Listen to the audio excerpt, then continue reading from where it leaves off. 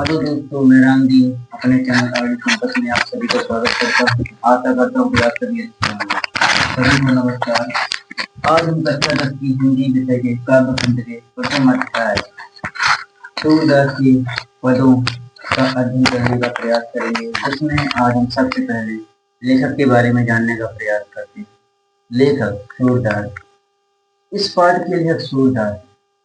सूरदास हिंदी साहित्य गगन के ज्योतिर्मान नक्षत्र और भक्ति काल के सगुण धारा के कृष्ण उपासक कवि। यहाँ पर दो शब्द आए हैं, या कह लो कि तीन शब्द आए हैं। पहला आया है हिंदी साहित्य गगन, दूसरा ज्योतिर्मान नक्षत्र और तीसरा सगुण धारा।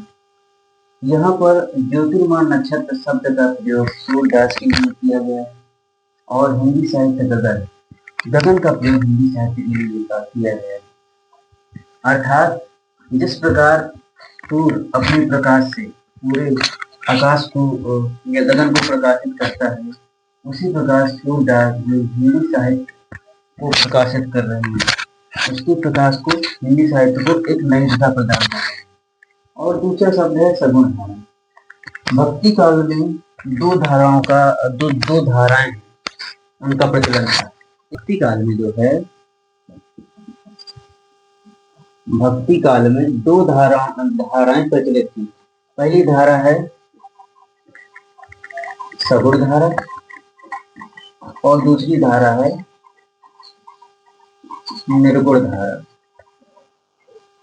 धारा को मानने वाले वे लोग होते हैं जिनका मानना है कि ईश्वर का कोई रूप नहीं होता है, ब्रह्म निराकार होता है। और सगुण धारा को मानने वाले लोग वे लोग हैं जो ऐसा मानते हैं कि ईश्वर का एक साकार रूप है, जिसकी कुछ छवि होती है, जैसे कृष्ण और राम, इनका एक साकार रूप है। तो इस प्रकार से दो धाराओं का प्रचलन था भक्ति काल में।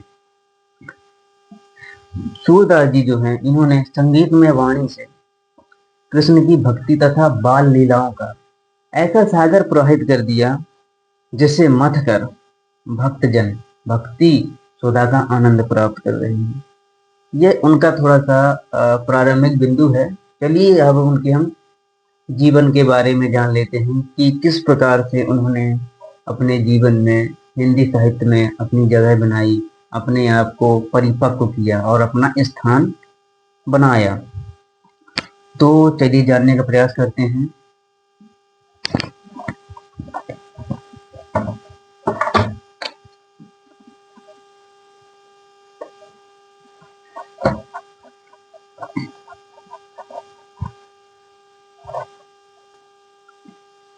चलिए तो हम जानने का प्रयास करते हैं। सूरदास जी का जन्म सन 1478 ईस्वी में आगरा मथुरा के मार्ग पर स्थित रुनकता नामक ग्राम में रामदास सारस्वत के घर में हुआ था, जो एक ब्राह्मण समाज से संबंधित थे।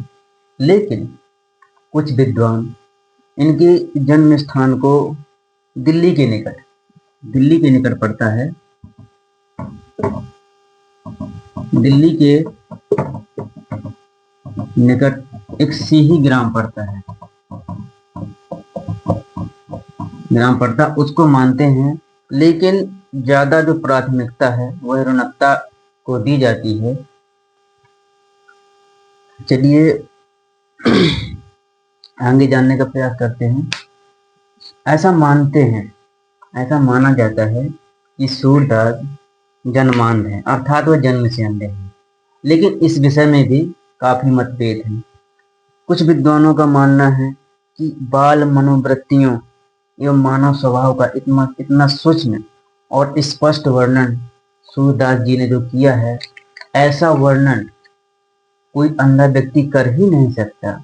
उनका मानना है कि हो सकता है शायद सूरदास जी बाद में अंधे हुए हों, संभवतः बाद में अंधे हुए हों। उन्होंने कृष्ण की बाल लीलाओं, मानव स्वभाव और प्रकृति का इतना सुंदर और मनोरम वर्णन किया है, जो आंखों से देखे बिना नहीं किया जाता, मतलब प्रत्यक्ष देखे बिना नहीं किया जा सकता।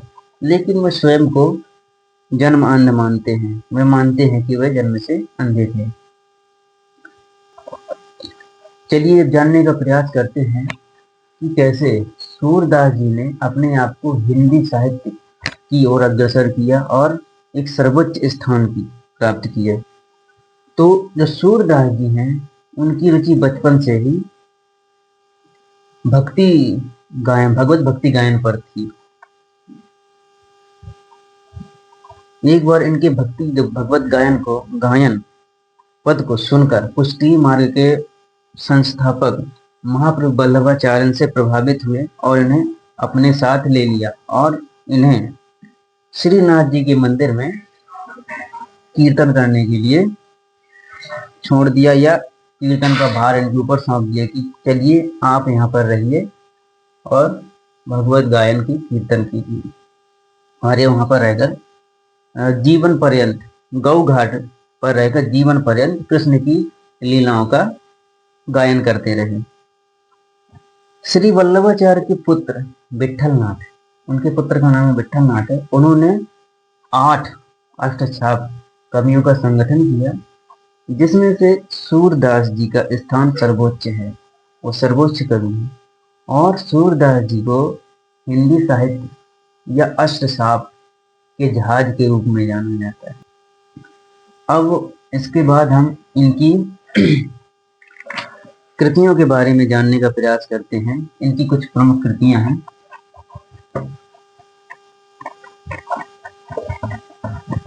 उनको जानने का प्रयास करते हैं। सूरदास की प्रमुख कृतियों के बारे में जानने का प्रयास करते हैं। प्रमुख कृतियां, पहली कृति है इनकी। सूरदास की प्रमुख कृतियों के बारे में जानने का प्रयास करते हैं। सूरदास जी ने लगभग 1.25 लाख पदों का क्या किया है, रचना की थी, जिसमें से केवल 8 से 10,000 पद ही प्राप्त हो पाए हैं। काशी नादी प्रचारणी के पुस्तकालय में ये रचनाएं सुरक्षित हैं। पुस्तकालय में सुरक्षित रचनाओं के आधार पर, जो पुस्तकालय में रचनाएं रखी हैं उनके आधार पर सूरदास के ग्रंथों की संख्या 25 मानी जाती है, किंतु 3 ग्रंथ ही उपलब्ध हुए हैं, जिनमें से पहला है सूरसागर। पहला क्या है, सूरसागर। दूसरा है सूर क्या है, सूर सारावली। और तीसरी इनकी रचना है साहित्य लहरी। तीसरी रचना इनकी क्या है, साहित्य लहरी। इनकी प्रमुख 3 रचनाएं हैं जो मिली हुई हैं। अब चलिए एक एक के बारे में जानने का प्रयास करते हैं। पहली क्या है, सूरसागर। सूरसागर सूरदास की एकमात्र प्रमाणित गीति काव्य है। गीति काव्य अर्थात इसके जो पद हैं इनको गाकर प्रस्तुत किया जाता है, जो श्रीमद् भगवत ग्रंथ से प्रभावित है। इसमें कृष्ण की बाल लीलाओं, गोपी प्रेम, गोपी विरह, उद्धव गोपी संवाद का बड़ा ही मनोवैज्ञानिक और सरस वर्णन प्रस्तुत किया गया है। इसमें कृष्ण की बाल लीलाओं की वह किस तरीके से बाल लीलाएं करते थे और उनकी माँ उनसे किस प्रकार परेशान रहती थी। कभी वह गोपियों की मटकी फोड़ देते थे, कभी बंसी बजाकर सभी को आकर्षित करते थे। तो इत्यादि चीजों का वर्णन इसमें मिलता है। गोपी प्रेम, गोपियों का प्रेम कृष्ण के प्रति कैसा था, अटूट प्रेम, निस्वार्थ प्रेम, कैसे वो कृष्ण से निस्वार्थ भाव से प्रेम करती थी। और गोपी विरह का बड़ा ही सुंदर एवं मनोरम वर्णन सूरदास जी ने प्रस्तुत किया है कि जब कृष्ण वृंदावन से या ब्रज से जहाँ पर रहते थे पहले, वहां से छोड़कर कृष्ण धर्म स्थापना की मार्ग की ओर अग्रसर हुए, तो किस प्रकार गोपियां उनसे दुखित हुई और किस प्रकार का विरह हुआ, इसका वर्णन सुंदर वर्णन कृष्ण जी ने सूरदास जी ने प्रस्तुत किया है। उद्धव गोपी संवाद। जब उद्धव गोपियों से मिलने आए थे तो उस दौरान जो गोपियों और उद्धव के बीच जो संवाद हुआ उसका बड़ा ही सुंदर एवं मनोरम वर्णन सूरदास जी के द्वारा प्रस्तुत किया गया। अब इनकी अगली रचना है सूर सारावली। जो सूर सारावली है ये सूर सागर की सार भाग है, अर्थात जो वर्णन जिस मतलब सूर सागर में रचनाओं का जो विस्तृत वर्णन है उसका संक्षिप्त वर्णन इसमें किया गया है। और इसमें लगभग 1107 पद हैं और यह भी सूरदास की एक प्रमाणित रचना है। अगली रचना है इनकी साहित्य लहरी। साहित्य लहरी में अगली रचना क्या है सूरदास जी की? साहित्य लहरी। साहित्य लहरी में 118 दृष्टकूट पदों का संग्रह है। दृष्टकूट पदों का मतलब है कि इनका जो वर्णन है जिसका सीधा अर्थ ना होकर टेढ़ा घुमावदार या प्रतीकात्मक होता है, मतलब इसको प्रतीकों के माध्यम से समझाया जाता है। तो जो ये दृष्टकूट है इसकी मुख्य विशेषता यह है कि इसमें नायिकाओं और अलंकारों का विवेचना की गई है और कहीं कहीं कृष्ण की बाल लीलाओं तथा एक दो स्थल में महाभारत की कुछ कथाओं के अंशों की भी झलक देखने को इसमें मिलती है। यहाँ तक हो गया। अब हम सूरदास जी की भाषा के बारे में जानने का प्रयास करेंगे कि सूरदास जी ने अपनी साहित्य में किस भाषा का प्रयोग किया है और भाषा कौन सी है।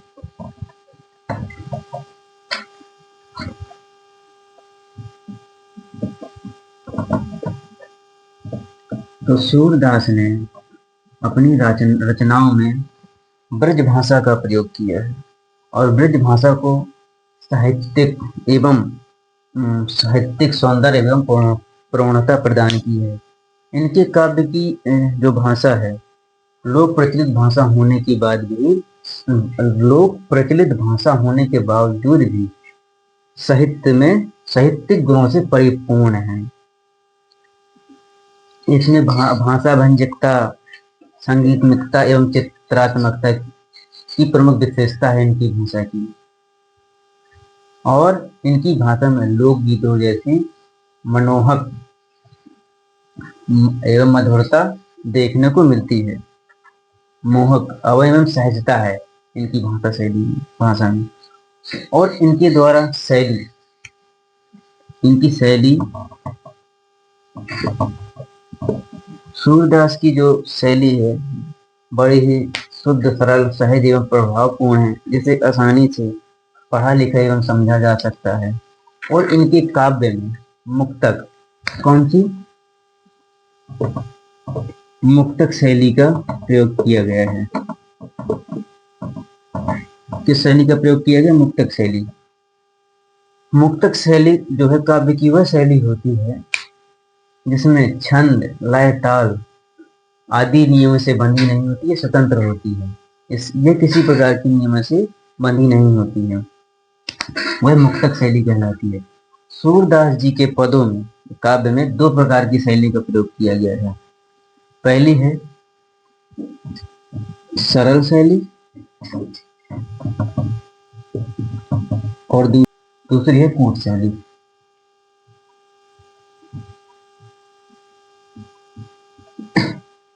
तो सूरदास के काव्य में दो प्रकार की शैली का प्रयोग किया गया है। पहली तो है सरल शैली, दूसरी है कूट शैली।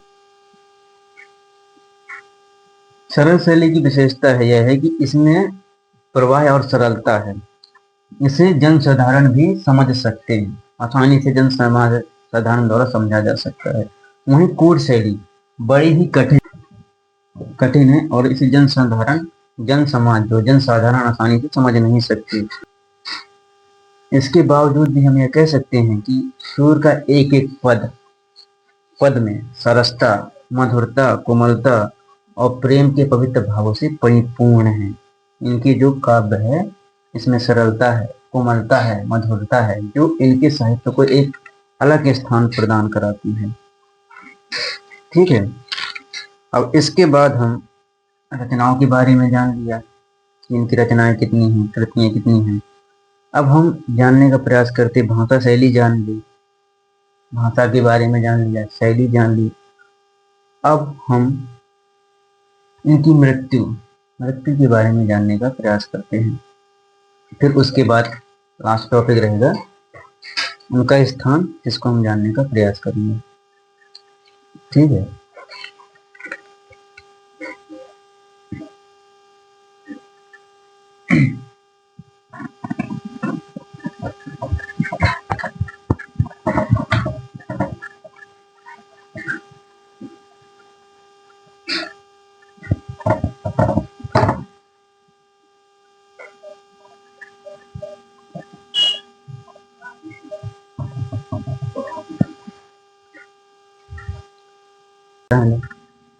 चलिए हम अब इनकी मृत्यु के बारे में जानने का प्रयास करते हैं। जो सूरदास जी हैं वो जीवन पर्यंत गौ घाट में रहकर कृष्ण की लीलाओं का गायन करते रहे। इनकी मृत्यु सन 1583 ईस्वी में विठलनाथ के सामने गोवर्धन पर्वत के पास परसोलिक नामक ग्राम में हो गई और यह स्वर्ग से धार गए। उस दौरान इनके द्वारा एक पद का गायन किया जा रहा था। उस पद का नाम है खंजन नयन रूप रसमाते। इस पद का गायन करते हुए सूरदास जी ने अपने भौतिक शरीर को त्याग दिया और इस संसार से इन्होंने विदा ली।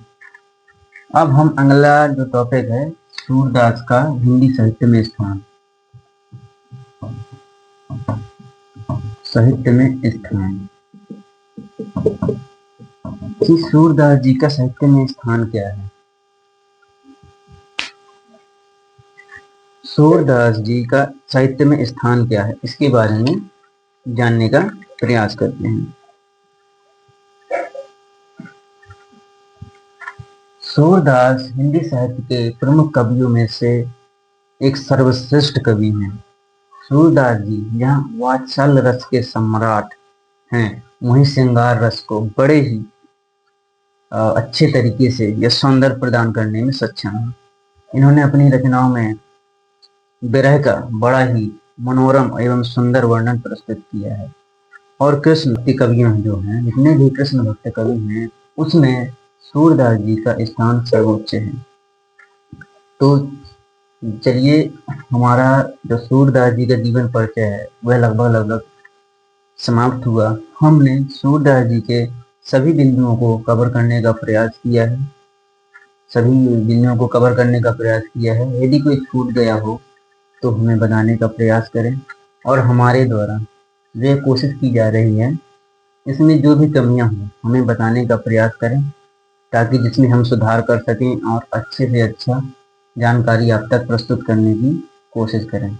यदि हमारे द्वारा दी गई जानकारी आपको अच्छी लगती है तो लाइक करें, कमेंट करें एवं सब्सक्राइब करें।